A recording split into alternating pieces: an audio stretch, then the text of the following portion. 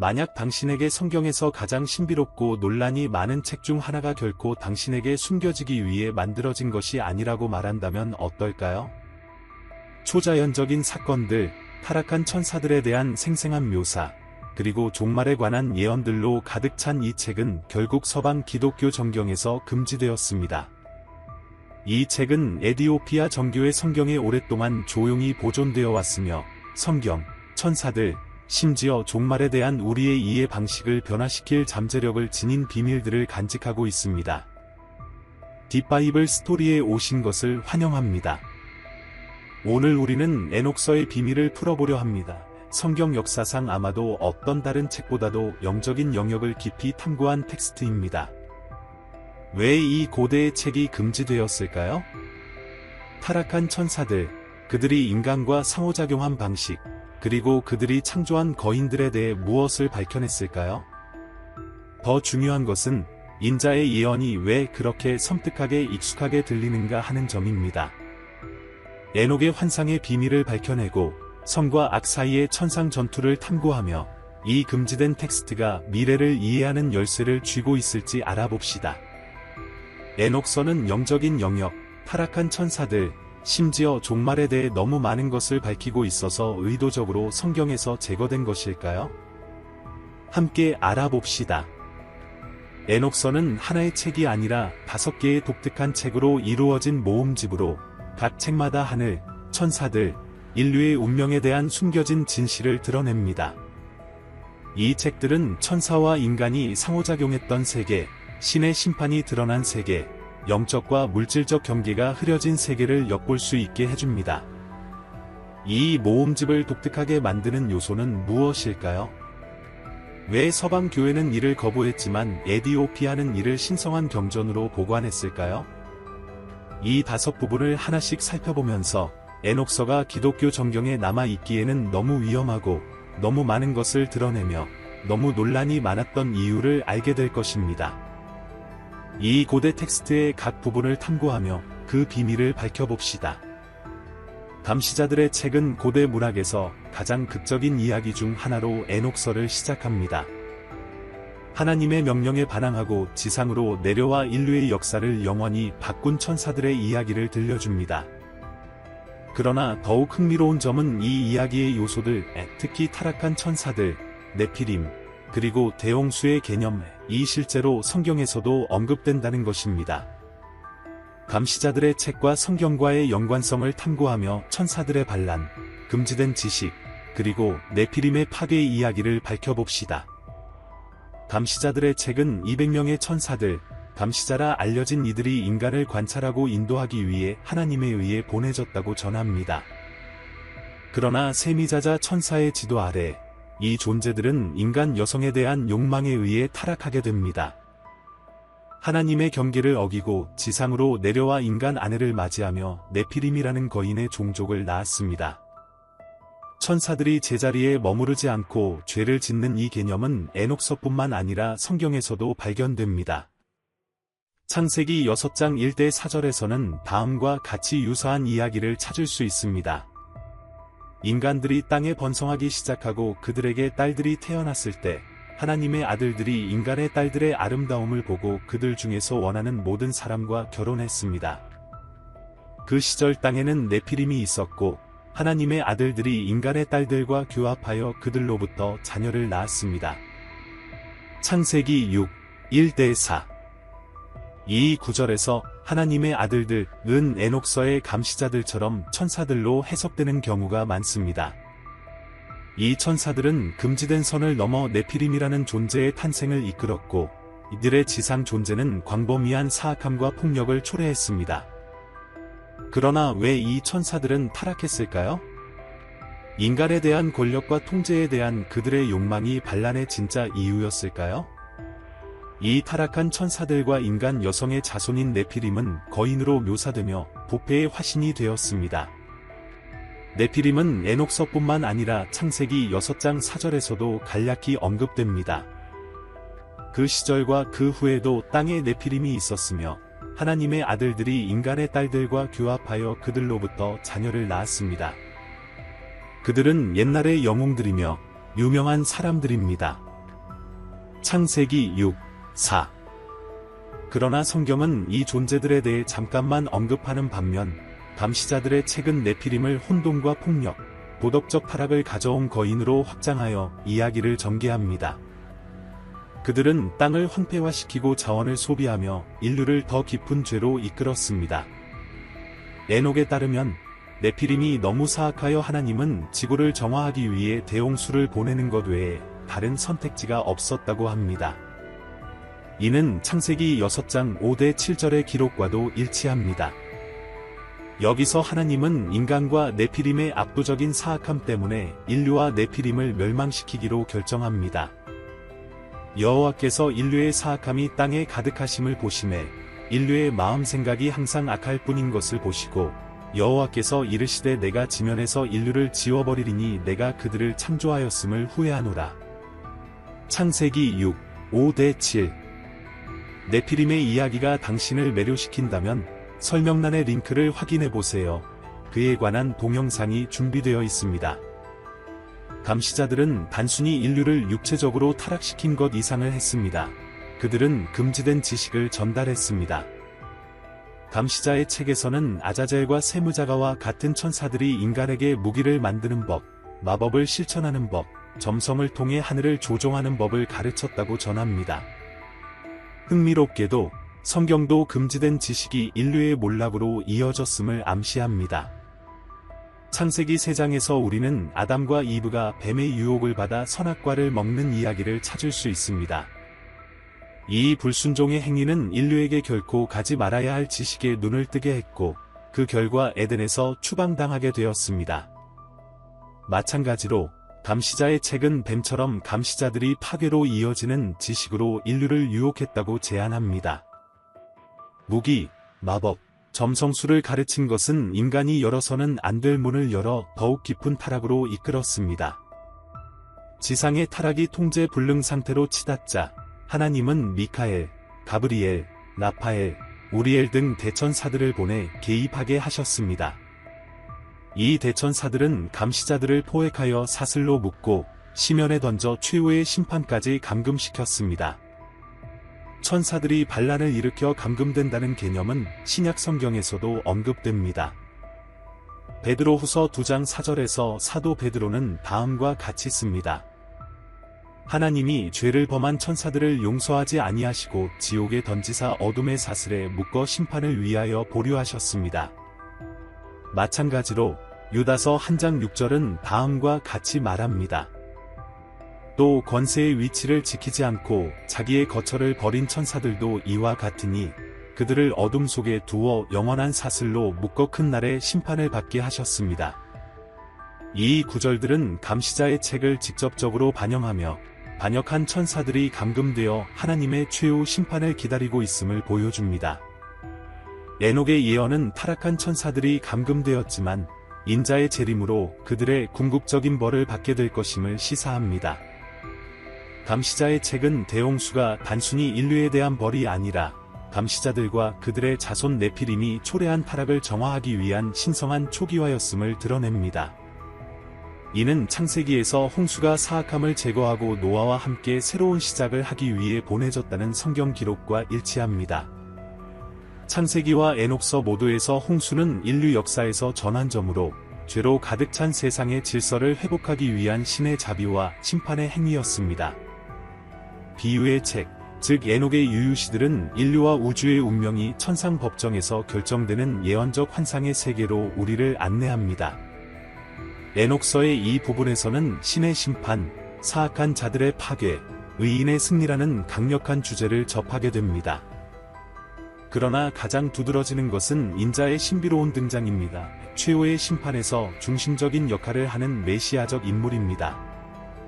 이 부분은 종말이 어떻게 될지에 대한 가장 명확한 통찰 중 하나를 제공하며 물리적 세계를 초월한 정의의 비전을 제시합니다. 비유의 책은 지상의 갈등을 넘어 선과 악의 우주적 투쟁으로 우리를 이끌며 인간과 타락한 천사들 모두의 궁극적인 운명이 결정되는 모습을 보여줍니다. 비유의 책은 의인들이 영광 속에 앉아 있고 사악한 자들이 정죄받는 천상 법정의 환상으로 시작됩니다. 이 법정은 신성한 정의가 집행되는 곳으로 에녹이 인간과 천사들의 최후 심판을 목격하는 장소입니다. 종종 지상의 법정에서는 심판이 지연되거나 불확실하지만 천상 법정은 완벽한 정의로 운영됩니다.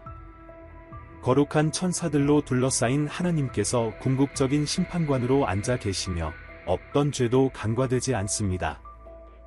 이 천상 법정의 개념은 성경에서도 반영됩니다. 다니엘서에서 우리는 유사한 환상을 봅니다. 내가 본 바의 왕자들이 세워져 있고 옛적의 날들이 자기 자리에 앉으셨으며 그 옷은 눈과 같이 희었고 머리카락은 양털과 같이 희었습니다. 법정이 열리고 책들이 펴졌습니다. 다니엘 7, 9-10 다니엘서와 비유의 책 모두에서 우리는 의인과 사악한 자들의 운명이 하나님의 손에 의해 결정되는 천상의 심판 장면을 봅니다. 비유의 책에서 가장 깊은 계시 중 하나는 인자의 등장입니다. 이 메시아적 인물은 영광의 왕좌에 앉아 생자와 사자 모두에게 신성한 심판을 내리는 모습으로 묘사됩니다. 그는 천사들과 선택받은 자들로 둘러싸여 있으며 정의를 집행하여 의인과 사악한 자들을 분리하는 역할을 합니다. 이것이 매혹적인 이유는 에녹서의 인자와 신약 성경에서 예수 그리스도에 대한 묘사 사이의 명확한 연결고리 때문입니다.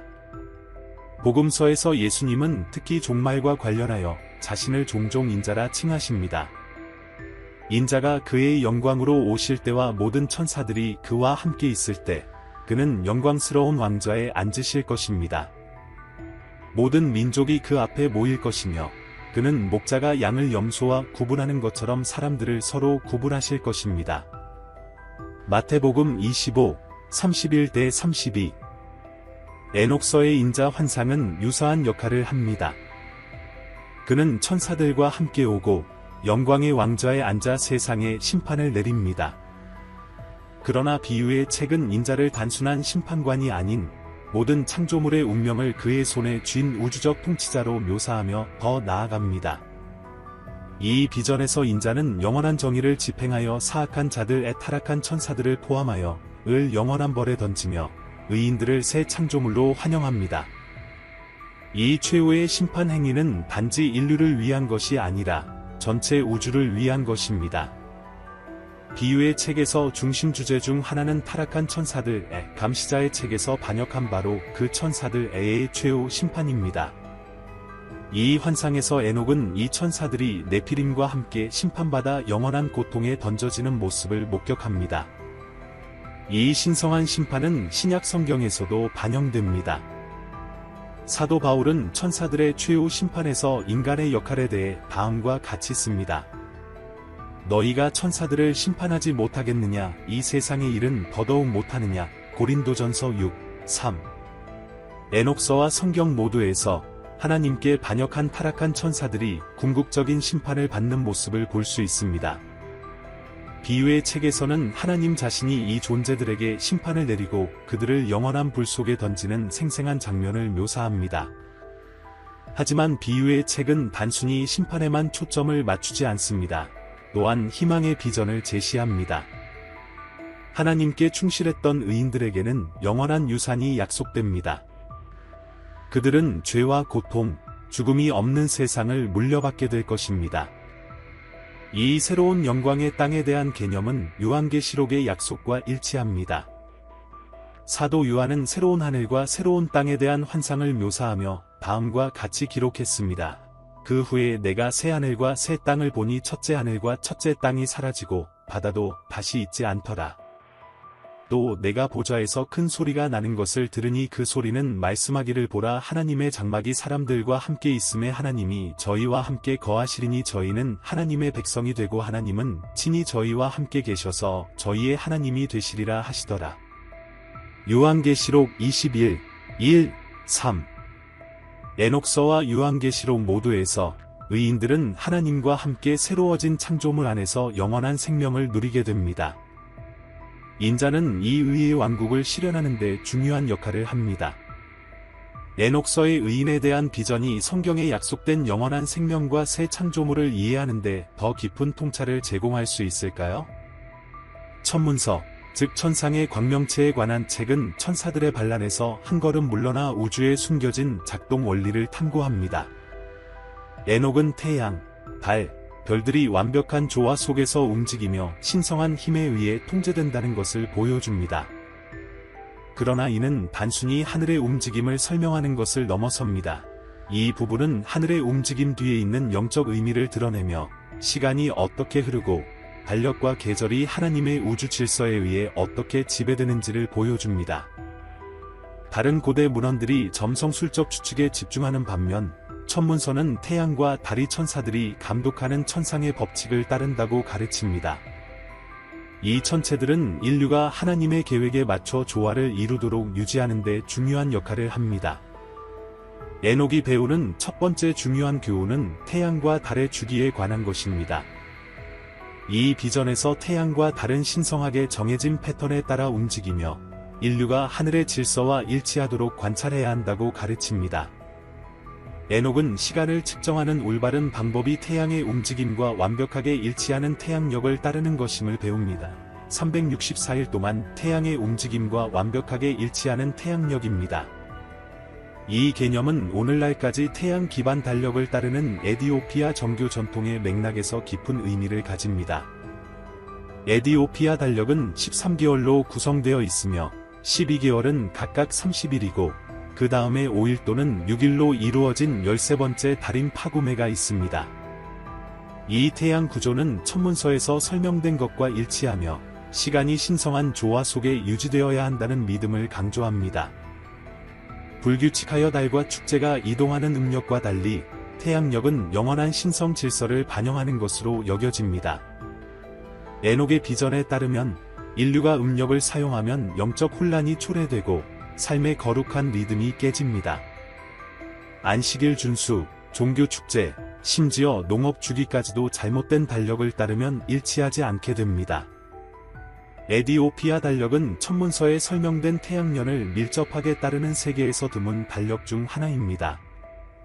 30일씩 12개월과 5일 또는 6일의 추가 13번째 달로 구성되어 태양 주기와 완벽한 조화를 유지합니다.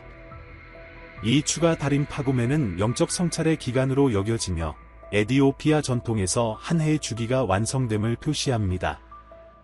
이 달력은 단순히 일수를 세는 방법을 넘어선 영적 실천입니다. 천문서는 태양, 달, 별의 움직임이 임의적이지 않으며 하나님에 의해 움직임이 설정되었고 인류가 하나님의 신성한 의지에 맞춰 머물기 위해 밀접하게 따르셔야 함을 드러냅니다. 태양력에 대한 이러한 강조는 안식일, 축제, 그리고 태양 주기에 따라 정해진 신성한 날들을 표시하는 것과 일치하며 이는 에녹서의 가르침과도 맞아떨어집니다. 에디오피아 정교회는 이 달력을 지키며 천문서에 나오는 가르침을 반영하여 시간이 신성한 질서에 따라 측정되도록 보장합니다. 이 부분에서 에녹은 별, 태양, 달이 단순한 우주적 물체가 아니라 천사들이 통제하여 하늘의 몸체가 신의 의지에 따라 움직이도록 하는 존재임을 보여줍니다. 각 별에는 천사들이 감독하고 있으며 천사들은 하나님의 뜻에 따라 하늘의 움직임을 인도합니다. 이 우주 질서의 비전은 에녹서에만 국한되지 않습니다. 성경, 특히 욥기에서도 유사한 개념을 볼 수 있습니다. 물방아 별 자리를 묶을 수 있느냐? 오리온의 허리를 풀 수 있느냐? 계절에 맞게 별자리를 낳을 수 있느냐? 새끼곰과 어미곰을 인도할 수 있느냐? 하늘의 법칙을 아느냐? 욥기 38, 31-33 욥기와 천문서 모두에서 별들은 영적 시스템의 일부입니다. 이 천체들은 단순히 우주에 떠 있는 것이 아니라 하나님의 주권을 반영하는 우주 질서를 유지하는 천사들에 의해 통치되는 신성한 구조의 일부입니다. 천문서는 천체의 움직임이 하늘의 조화를 반영하며 하나님의 법에 의해 지배되는 우주 질서임을 가르칩니다. 태양, 달, 별은 신성한 명령을 따르며 그 움직임은 하나님의 영광을 선언합니다. 이 개념은 시편 19, 1-4에서도 반영됩니다. 하늘이 하나님의 영광을 선포하고 궁창이 그의 손으로 하신 일을 나타내는도다. 낮이 낮에게 말하고 밤이 밤에게 지식을 전하게 하였나이다. 한날의 소리가 온 땅에 있고 한밤의 말이 끝까지 이르렀도다.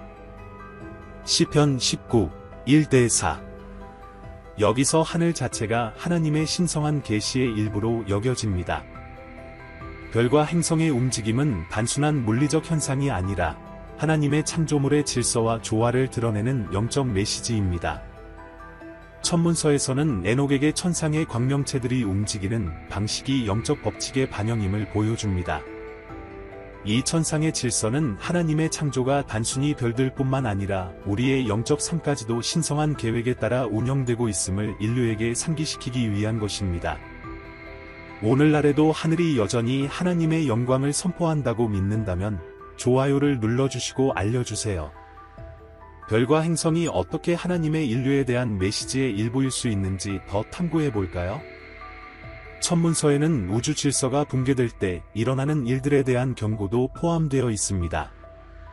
에녹의 환상에 따르면 태양, 달, 별들이 조화를 잃게 되면 이는 영적 혼란이 세상에 들어왔다는 신호입니다. 에녹은 이러한 혼란이 타락한 천사들의 행동과 직접적으로 연결되어 있음을 배우게 됩니다. 닐의 반란은 영적이자 우주적인 혼돈을 초래했기 때문입니다. 죄가 하늘에 영향을 미친다는 개념은 이사야 24, 1, 19-21에도 나타납니다. 선지자는 인간의 죄가 땅과 하늘을 떨리게 한다고 묘사합니다. 땅이 갈라지고 땅이 쪼개지며 땅이 격렬히 흔들리리라. 그날에 여호와께서 위 하늘의 권세들을 벌하시고 아래 땅의 왕들을 처벌하시리라. 이사야 24, 1, 19-21. 이사야와 천문서 모두에서 분명한 생각은 다음과 같습니다. 인류가 하나님께 반역할 때 전체 우주가 무질서에 빠진다는 것입니다. 하늘의 천체들이 붕괴되는 것은 단순한 자연 현상이 아니라 세상이 불순종에 빠졌다는 영적 신호입니다. 꿈의 환상 책의 에녹은 과거, 현재, 미래를 드러내는 일련의 예언적 꿈들을 보게 되며 특히 이스라엘의 운명과 메시아 왕국의 도래에 초점을 맞춥니다.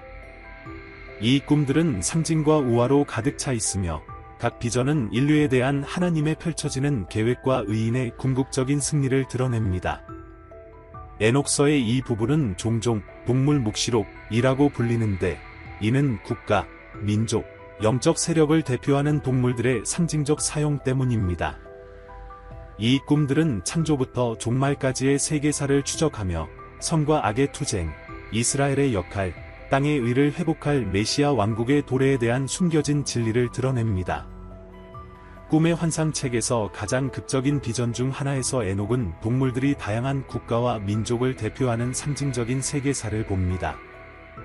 양은 이스라엘 백성을, 늑대, 사자, 곰과 같은 야생 짐승들은 이스라엘의 억압자를 상징합니다. 이 상징적인 재해석은 동물묵시록으로 알려져 있습니다. 비전은 흰소로 상징된 아담의 창조로 시작하여 국가의 흥망성쇠를 통해 인류의 역사를 추적합니다. 꿈이 진행됨에 따라 이스라엘의 양애은 포식자 짐승들로 대표되는 외세의 지속적인 박해에 직면하게 됩니다. 이 짐승들은 이집트인, 아시리아인, 바빌로니아인과 같은 이스라엘의 적들을 상징하며 하나님의 선택받은 백성을 파괴하려고 떼를 찢습니다. 그러나 동물묵시록은 단순히 이스라엘의 고난을 재해석하는 것이 아니라 희망의 예언입니다. 에녹은 끊임없는 박해에도 불구하고 메시아가 도래할 시간이 올 것임을 봅니다. 꿈에서 종종 흰소로 상징됩니다. 이 메시아적 인물은 양들을 구출하고 의의 영원한 왕국을 세워 의인이 통치하며 정의가 회복될 것입니다. 메시아와 이스라엘의 최종 회복에 대한 이 비전은 이사야와 예레미야 같은 구약 성경 전반에 걸친 예언과 일치합니다. 예를 들어 이사야 11, 6에서 선지자는 평화가 지배하는 미래의 시간을 묘사합니다. 늑대가 어린 양과 함께 살고 표범이 염소와 함께 누우며 송아지와 사자와 어린 사자가 함께 있을 것이며 작은 아이가 그들을 이끌 것이다. 이사야 11, 6. 여기서 이사야의 예언은 에녹에 복원된 세상 비전과 일치합니다. 가장 사나운 짐승들도 양들과 조화롭게 살게 될 것입니다. 혼란스럽고 폭력적인 세상의 평화를 가져오는 메시아의 이 개념은 에녹의 꿈과 성경 모두에서 중심 주제입니다.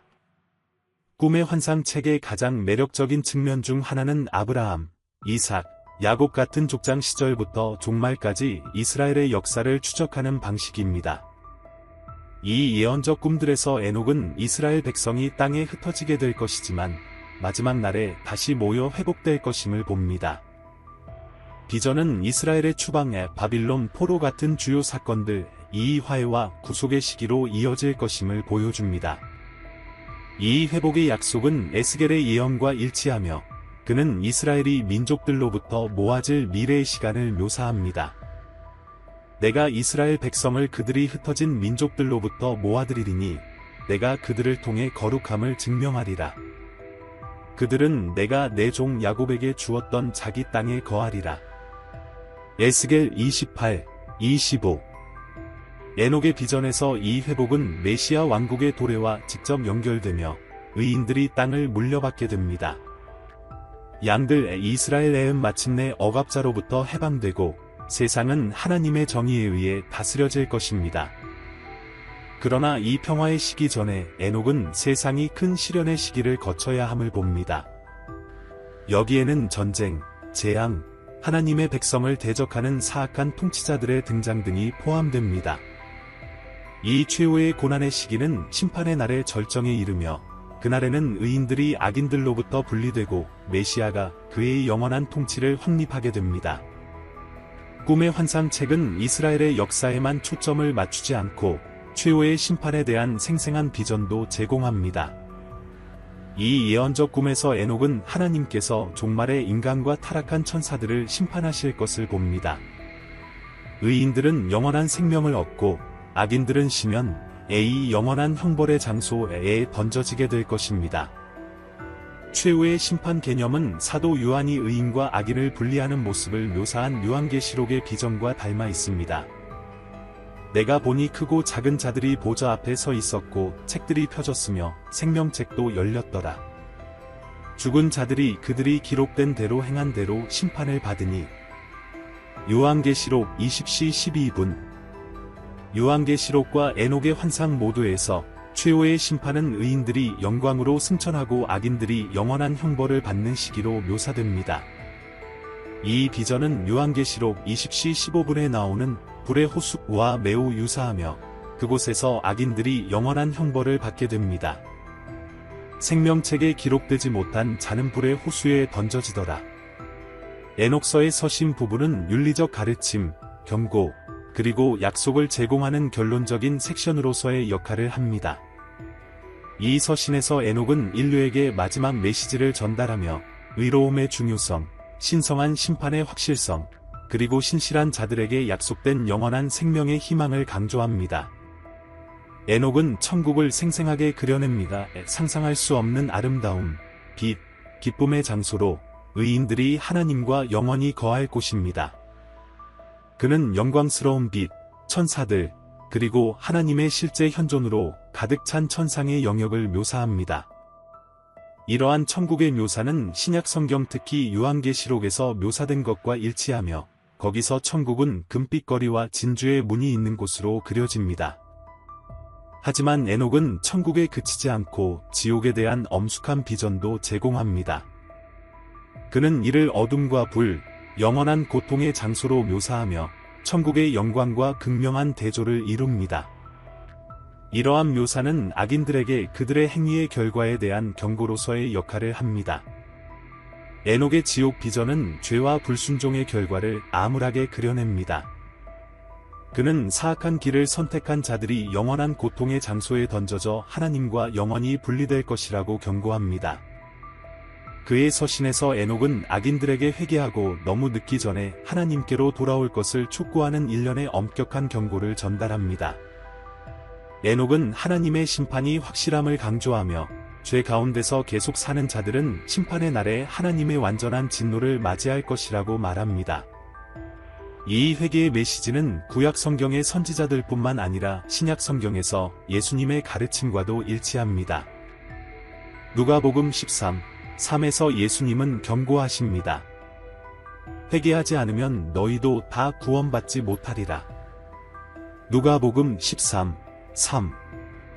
마찬가지로 에녹은 악인들에게 회개를 촉구하며 그들이 악한 길에서 돌이키지 않으면 심판에서 벗어날 수 없을 것이라고 경고합니다.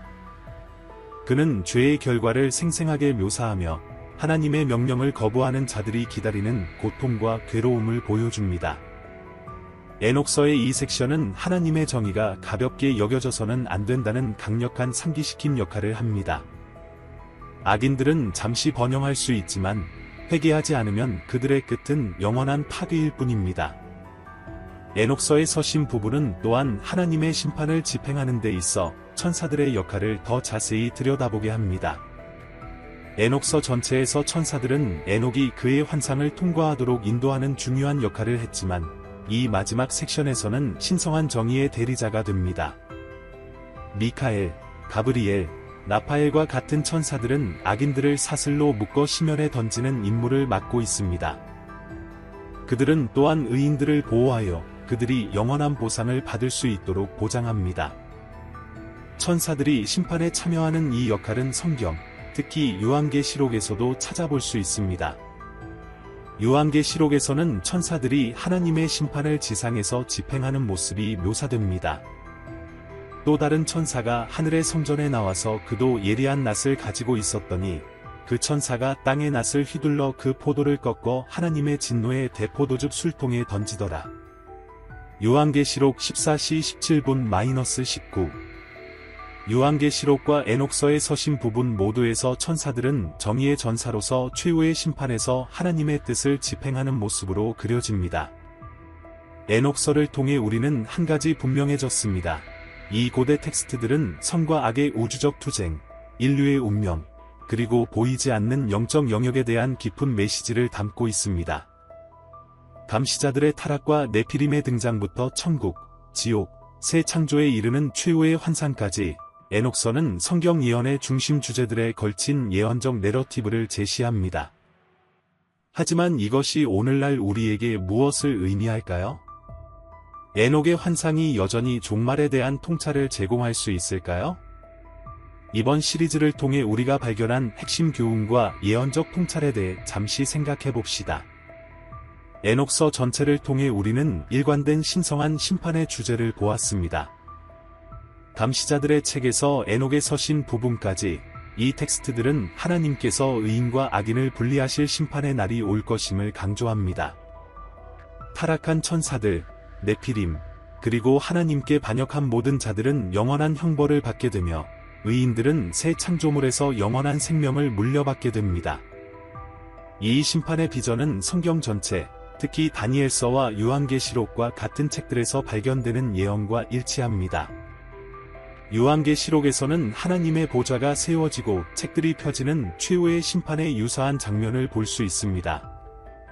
내가 보니 크고 작은 자들이 보좌 앞에 서 있었고 책들이 펴졌으며 생명책도 열렸더라. 죽은 자들이 그들이 기록된 대로 행한 대로 심판을 받으니. 요한계시록 20시 12분. 에녹서와 마찬가지로 이 심판은 단지 인간을 위한 것이 아니라 타락한 천사들도 포함됩니다. 그들은 심연에 던져질 것입니다. 메시지는 분명합니다. 어떤 죄도 용서받지 못하며 모든 사람에게 정의가 실현될 것입니다. 하지만 이 심판이 끝은 아닙니다. 에녹서와 신약 성경 모두 메시아의 도래를 약속하며 메시아는 모든 것을 회복시킬 것입니다. 에녹이 그의 환상에서 본 인자, 인간의 아들은 영원한 평화, 정의, 의로움의 왕국을 세우기 위해 돌아올 것입니다. 에녹서는 선과 악의 우주적 투쟁을 가장 명확하게 묘사한 텍스트 중 하나로 이 전투는 인간과 천사 모두가 참여하는 전투입니다. 감시자들의 반란과 네피림의 등장을 통해 영적 존재들이 인간 역사에 개입하여 때로는 선을 위해 때로는 악을 위해 어떻게 작용했는지를 보았습니다. 이러한 영적 전투의 개념은 신약 성경에서도 중심적인 역할을 하며 바울은 다음과 같이 씁니다. 우리의 씨름은 혈과 육에 대한 것이 아니요 통치자들과 권세들과 이 어두운 세상의 능력들과 하늘에 있는 악의 영들과의 대적함이니라. 에베소서 6시 12분. 에녹서는 이 우주전쟁을 비하인드 씬으로 들여다보게 하며 반역한 천사들이 금지된 지식을 가르치고 네피림을 생산함으로써 인류를 타락시키려 했던 방법을 밝혀줍니다. 그러나 우리는 또한 하나님께서 이러한 반란 행위에 신속하게 대응하여 미카엘과 가브리엘과 같은 대천사들을 보내 질서와 정의를 회복하는 모습을 봅니다. 에녹서의 가장 흥미로운 측면 중 하나는 종말에 대한 예언들입니다. 에녹은 최후의 심판 전 세계가 혼돈, 전쟁, 자연재해에 휩싸이는 대환난의 시기를 예견했습니다. 에녹의 환상에 묘사된 일부 사건들이 이미 우리 시대에 벌어지고 있을까요? 세계적인 불황과 자연재해로 인해 많은 사람들은 우리가 에녹이 수천 년 전에 예언한 마지막 날들에 살고 있다고 믿습니다. 신약 성경에서 예수님도 이러한 종말에 대해 말씀하시며 그분의 재림 전에 전쟁, 지진, 기근이 있을 것이라고 경고하셨습니다. 민족이 민족을 대적하고 나라가 나라를 대적하리니 지진과 기근과 전염병이 여러 곳에 있을 것이며 하늘로부터 무서운 일과 큰 표적이 있을 것이다. 누가복음 21시 10분-11. 에녹서는 꿈의 환상 책에서 이러한 종말 사건들에 대한 추가적인 세부 사항을 제공합니다. 에녹은 국가들이 흥망성쇠하는 모습을 보고 의인들이 박해받으며 사악한 통치자들이 전복되는 모습을 보았습니다. 그러나 에녹은 또한 메시아의 최종 승리를 보았으며 그때 모든 것이 하나님의 통치 아래에서 회복될 것임을 보았습니다. 에녹서 전체를 통해 우리는 내세에 대한 생생한 묘사를 받습니다. 의인과 악인이 최후의 심판 후에 어디로 가는지에 대한 설명입니다. 의인들에게 에녹은 영원한 평화, 기쁨, 빛의 모습을 그리며 그들은 새 창조물에서 하나님과 함께 거할 것입니다. 이는 요한계시록에서 새 하늘과 새 땅이 고통과 죽음이 없는 장소로 묘사된 비전과 일치합니다. 그가 그들의 눈에서 모든 눈물을 닦아 주실 것이요 다시는 사망이 없고 애통하는 것이나 곡하는 것이나 아픈 것이 다시 있지 아니하리니 처음 것들이 다 지나갔음이로라. 요한계시록 21:4. 하지만 악인들에게 에녹의 환상은 훨씬 더 두려움을 줍니다. 그는 심연을 묘사하는데 이는 타락한 천사들, 네피림, 그리고 하나님을 거부한 모든 자들이 던져질 영원한 고통의 장소입니다. 이러한 이미지는 요한계시록의 불의 호수와도 일치하며 하나님의 은혜를 거부하는 자들이 영원한 형벌을 받게 될 것임을 보여줍니다. 에녹서는 마지막 메시지의 회개의 부름으로 마무리됩니다. 에녹은 악인들에게 그들의 죄에서 돌이키고 의인들에게는 믿음을 굳건히 유지할 것을 촉구합니다. 에녹서의 서신 부분은 인류에게 하나님의 심판이 다가오고 있음을 상기시키는 진심 어린 호소이며 회개하는 자들에게는 하나님의 자비가 여전히 열려 있음을 상기시킵니다. 이 회개의 메시지는 성경 전체, 특히 예수님의 가르침에서 반영됩니다. 마태복음 4시 17분에서 예수님은 분명한 부름으로 사역을 시작하십니다. 회개하라 천국이 가까이 왔느니라. 마태복음 4시 17분. 에녹의 마지막 경고는 우리 모두가 선택을 해야 함을 상기시킵니다. 의의 길을 걸을 것인지 사악한 길을 걸을 것인지. 에녹서는 하나님의 정의가 불가피함을, 그러나 그분을 따르는 자들에게는 하나님의 사랑도 마찬가지임을 상기시키는 시대를 초월한 교훈을 제공합니다. 에녹서와 그 신실함에 대한 부름의 영감을 받았다면 좋아요를 누르고 구독하며 댓글을 남겨주세요. 에녹의 회개 메시지가 오늘날에도 여전히 유효하다고 생각하십니까?